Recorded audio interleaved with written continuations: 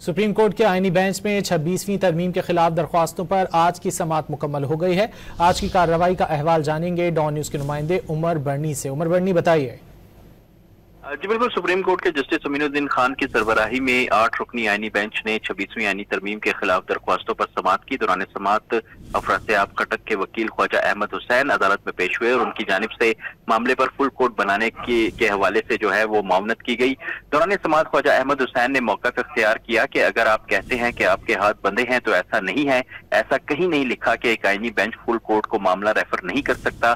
Justice Jamal Khan Mandokhel ने इस्तफसार किया कि यानी हम इस केस को किसी रेगुलर बेंच को नहीं भिजवा सकते लेकिन फुल कोर्ट को भिजवा सकते हैं, जिस पर जस्टिस मोहम्मद अली मजहर ने रिमार्क दिए कि तो फिर तो वो रेगुलर बेंच ही होगा। उन्होंने कहा था 16 रुकनी बेंच रेगुलर होगा। ख्वाजा अहमद हुसैन ने मौक़िफ़ इख्तियार किया कि आपके इख्तियारात आपसे छीन नहीं लिए गए।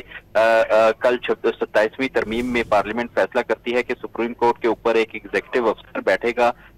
क्या आप लोग इस फैसले को देख नहीं सकेंगे? बिल्कुल देख सकेंगे। आप कह रहे हैं कि रास्ता दिखाएं, मैं कह रहा हूं कि रास्ता मौजूद है। जस्टिस मोहम्मद अली मजहर ने रिमार्क्स दिए कि आप ये दलाइल मरकजी केस में दें, हम आपको सुनेंगे। ख्वाजा अहमद हुसैन ने मौका इख्तियार किया कि मेरी राय के मुताबिक तो इस तरमीम को पास करवाने का प्रोसीजर ही फॉलो नहीं हुआ। जस्टिस मोहम्मद अली मजहर ने रिमार्क्स दिए कि यह सवाल मेरिट पर दलाइल देते हुए अटॉर्नी जनरल से पूछा जा सकता है। जस्टिस शाहिद बिलाल हसन ने रिमार्क्स दिए कि आप अपनी इस दरख्वास्त के जरिए मरकजी रिलीफ मांग रहे हैं, जिस पर ख्वाजा अहमद हुसैन ने कहा कि मेरी दरख्वास्त में 26वीं आईनी तरमीम को कलअदम करार देने की इस्तदा नहीं है।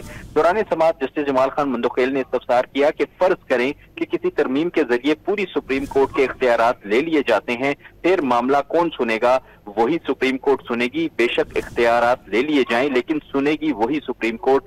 वकील अहमद हुसैन ने मौक़िफ़ इख्तियार किया कि यह बेंच सुप्रीम कोर्ट का हिस्सा है लेकिन सुप्रीम कोर्ट भी अपनी जगह मौजूद है। ऐसी कोई कदगन नहीं कि आप मामला फुल कोर्ट को रेफर ना कर सकें। मैं ये नहीं कह रहा कि आप हतमी फैसला करें, बस मामला फुल कोर्ट को रेफर कर दें। आपके पास ऑर्डर जारी करने का इख्तियार है, अपने इस इख्तियार को कम मत समझें।